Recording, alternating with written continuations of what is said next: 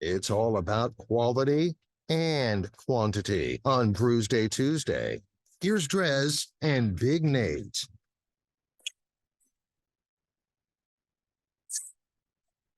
Boom shakalaka. Brewsday Tuesday, indeed. Brought to you by the Cellar Restaurant and Six Pack Store in downtown Blacksburg, which is where these awesome ciders came from. This is the round I've been waiting for. Nate, you're probably with me now that you've seen your label and what you popped. But first things first. Actually, no, let's start with yours. All right, so I've got the Sapling Series Grapefruit Hibiscus from Potter's Craft Cidery. And if there's a cidery doing it in Virginia and not mass producing it, they're the one. Cider with natural flavors, Virginia apples, grapefruit peel, hibiscus petals, 8.4% ABV, and it's just beautiful presentation. This bottle, they used a clear glass bottle, and it's kind of got this like beautiful pink color to it. And very excited to pour this. So you're talking about color. With this one, it was a little bit different because the bottle's kind of that greenish, like almost like a wine bottle over here. But man, look at that color. If you're watching on the Facebook Live or the YouTube, it is a gorgeous, gorgeous, gorgeous color cider from Hawk Knob. This is an elderberry infused dry hard cider, 12 months bourbon barrel aged. Buddy. So yes, this is very excited to try this one. And I know I brought it up before. Josh Bennett from Hawk Knob was in the studio back in what was it? 2018. Me and Huck had Josh in. So it's been quite a while, but I definitely need to get out there and try. I'm looking forward to trying this one for sure. It's over in Lewisburg, West Virginia. The taste of tradition, rooted in Appalachian tradition, our unique approach to this old mountain favorite infuses our 12-month bourbon barrel-aged cider with organic elderberries. Truly complex with hints of fig, chocolate, coffee, and pipe tobacco. Our traditionally crafted ciders are unfiltered and born from a blend of local grown West Virginia apples. I remember vividly that when Josh came in, every single cider that he shared with us was just phenomenal. It was none of it had that ridiculous sweetness to it. It was all more dry, and all of it had great big ABVs. This one, no different, 10%. Which you would expect from something that's barrel aged, but how many times do you come across cider that's barrel aged? And not near enough. An elderberry at that, so it's got this nice plum color to it, nice purple. Sure, it's not fig color. Fig, perhaps, if you want to go that route. I've never actually seen a fig. It's elderberry infused. So what's an elderberry look like? I'm guessing it's this great shade. moonshine. Wow. So one of the things I noticed first off with this Hawk Knob, and you notice it as well, is the cap. So this cap, it stands out not only because it's got a cool look. Hawk Knob, there's a hawk, and it says Appalachian hard cider. But I don't know if I've ever come across a cap where it's raised. It's like embossed. It's not just a logo, just slapped on, painted, or whatever. It's not printed. You can actually, you can feel the hawk on it. Like and the name Hawk Knob. So I was taken aback by that because not only is it a cool cap, but also on my state's map, I struggled and could not find a West Virginia bottle cap. So what I ended up doing was making one with the, what's the brewery? It's the brewery that it's right near the gorge in the bridge. So it's like, I could look it up. But either way, the logo was cool because it has the bridge on it and everything. So I ended up kind of cutting off the label, gluing that onto a cap and doing that. But man, this might bump it. I think it has to. Unfortunately, this one won't qualify because I'm drinking it here and I'm not in West Virginia. So I'll have to make a trip to Hawk Knob. As I was saying we should do, I can't remember who I was recently talking to about it, but I think they went and stayed in their RV, and I'm sure I could call and they'd be cool with it. And we can maybe might need to make a little trip out there. And then that way I can finally get my proper West Virginia bottle cap and try some more delicious stuff from Hawk Knob. which is the mountain, if I'm not mistaken. I think it's Hawk Knob Mountain, Yeah. or that's the yeah, what that's it's about based off of. that bottle cap though is such a nice touch that to me that would almost guarantee there's no way what's in the bottle could be bad, because when you think about it, a lot of times the disposable nature of bottle caps, like look at this, I tore this one to hell. This was off of the Potter's Craft Cidery. And the fact that you put that much like dedication and love and consideration into that is a sign of a superior product, I believe. I agree. Again, I've not tasted it yet, so I don't know, but I'm confident. So it does say on here, unfiltered cider with elderberry added. Expect seasonal variation in some bottle sediment. Contains sulfites. Gluten-free. Gluten-free. However, I do not see any nutrition facts on here. So I our don't have them theory, either. our theory is Busted. bumped. Now, that goes back to, if you listened to last week, when I first floated that theory, it wasn't really about the gluten-free thing. It was me thinking the ones that were more mass-produced had the nutrition facts. And I think this leads me to believe that that holds water. Yeah. For whatever reason, if you're doing ciders and you're mass-producing, you're probably throwing on the nutrition facts. And I wonder, because I mean, that's West Virginia. This is Virginia. I wonder if state might be a factor too.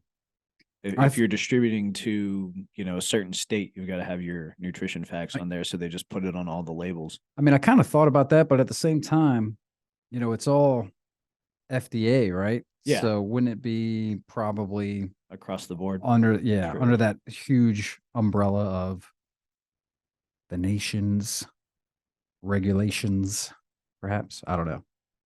We probably could get an answer, but it's way more fun to speculate. It's more fun. Like, so when it comes to Brewsday Tuesday, we like to go back to the old times and imagine we're just sitting at a bar spitballing and making crap up.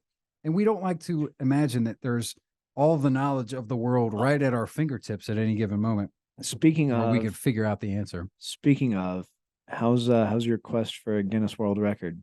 The quest, it's funny you bring that up on this show, because now I've thought and pondered a couple things, and what I have determined is I am already a Guinness World Record holder. Now, it's not official by Guinness, it's an unofficial.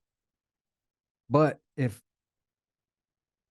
I could be completely wrong, but I did some research and I couldn't find any other examples. I do believe, and I don't believe they'll be able to prove it and it won't be certified, but I believe I hold the Guinness World Record for most unique beers drank on the radio. I doubt there's anybody else from any other show that is drinking more unique beers than yours truly. We're gonna have to get our research department on compiling all of the Brewsday Tuesdays. We can try and do it. We can do a count. We've been doing this show for, it's almost a full 8 years. Yeah. And so once a week, we drink 4 different beers, some weeks even more. Now, granted, some weeks we weren't drinking beers, we were drinking liquor, whatever. So I feel like that kind of offsets. But we could do a count, rough estimate, for a week, 4 times 52 times 8. I'd say I'm probably holding that world record. I think so. I think all we've got to do is figure out how we can document and verify that and submit that. Yeah, I don't know if, I have part. air dates. I have air dates. And recently we even have video evidence. But, yeah. I don't know if, I don't know if Guinness would, I don't know, maybe Guinness would, maybe that would be adequate enough evidence. We got the social postings of when we did them. If people were to go back that far, no doubt we've been posting on social media each week. So perhaps, I don't know if that would qualify, but I'd seriously doubt anybody else has drank this vast, an abundance of variety of beers and alcoholic drinks on the radio. And I think I could be wrong, but and that's in the true spirit of the Guinness Book of World Records, because yeah, I guarantee Guinness we've had is the booze. we've definitely had some Guinness on this show. So that was kind of my thinking. Now, that being said, maybe next year's resolution will be to try and get an official record in the books, which would be really cool. I mean, it wouldn't hurt to see if this could somehow make it official. That would be an awesome world record to have, but I don't know if it would qualify, because it does seem like they're very particular. They when it have a comes to it. lot of rules, and I know, like, from what I understand, there is a certain pay to play aspect of it as well. Yeah. Like their verification process takes some time, but you can pay them to speed it up. Mm-hmm. To get someone there to verify it, you can either have witnesses and then you have to pay for that, or they'll send a witness. It's very there's a lot of gatekeeping involved, it seems. That being said, now that I'm thinking about it, I was thinking just Brewsday Tuesday. If you add in all the tailgate show beers that I've had as well, yeah, you can add you could probably add a couple more hundred on there. That'd be a little more. That'll be harder difficult to track. yeah. We won't go down that road, but yeah. I mean, Untapped would be another avenue to verify. There's so much dates and times. documentation. Yeah. I mean, it'd be worth looking into, I suppose. But that, to me, that in my mind justified me trying to set a world record, because I wasn't having very much success with anything else that I was trying to figure out and do. So I was pretty happy. I'm pretty happy with that one, even if it's an unofficial world record. That's pretty sweet. I'll take it. I'll allow it. I think you're absolutely right.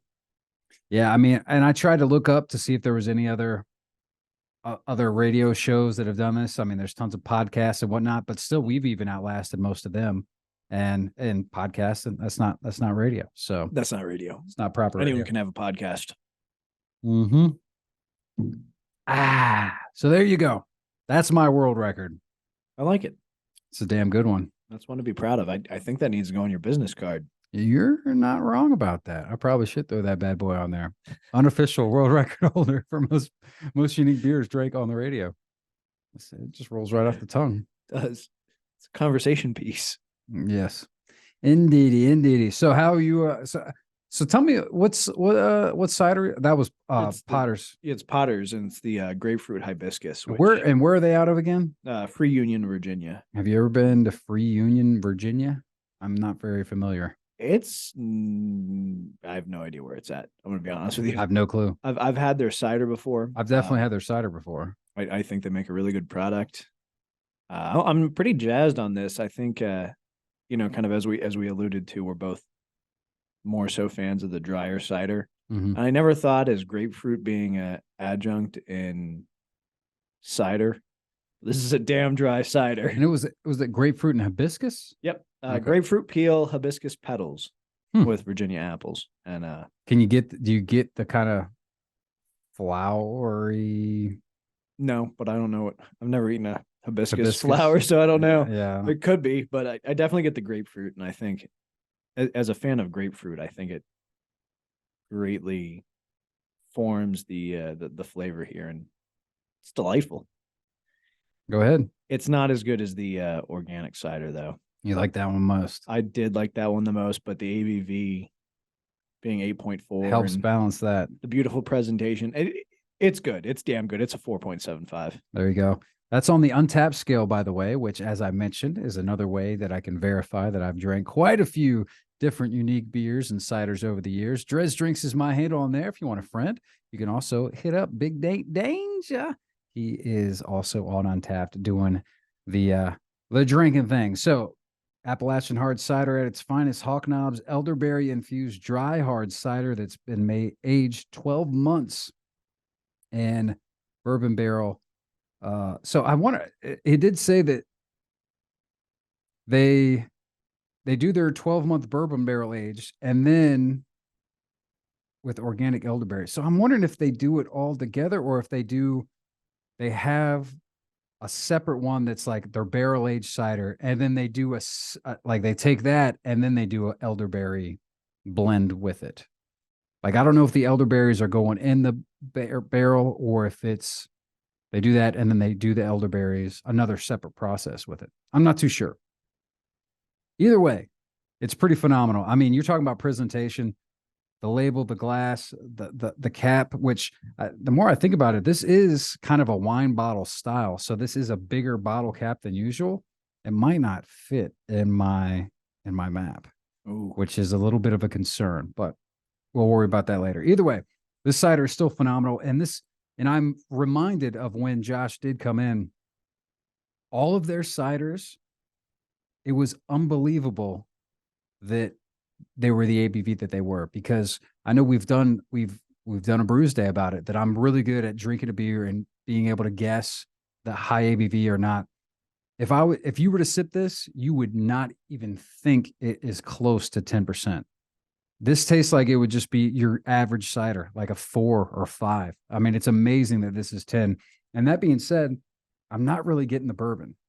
That was So- going to be my next question. So maybe that's why, which frankly, I mean, I would probably want to really be picking up the bourbon, but it is definitely, you get the elderberries. It's very, very heavy on that. Which is why I kind of wonder if maybe that was the more recent process, and that's why that flavor is much more potent and forward on the tongue. Still delicious. I mean, 10% ABV. It's beautiful. It's, again, not anywhere close to being too sweet. It's very dry. I mean, it almost tastes like you're drinking wine, really. So awesome stuff. I'll give this a 4.75 as well. All right. It's a Solid round. 4.75. It would get a 5 if I could taste the The bourbon a bourbon. little bit more. But so I'm going to withhold the perfect score. It's a 4.75. But Hawk Knob, dude, if you're ever out that way, Lewisburg, West Virginia, you got to give it a shot.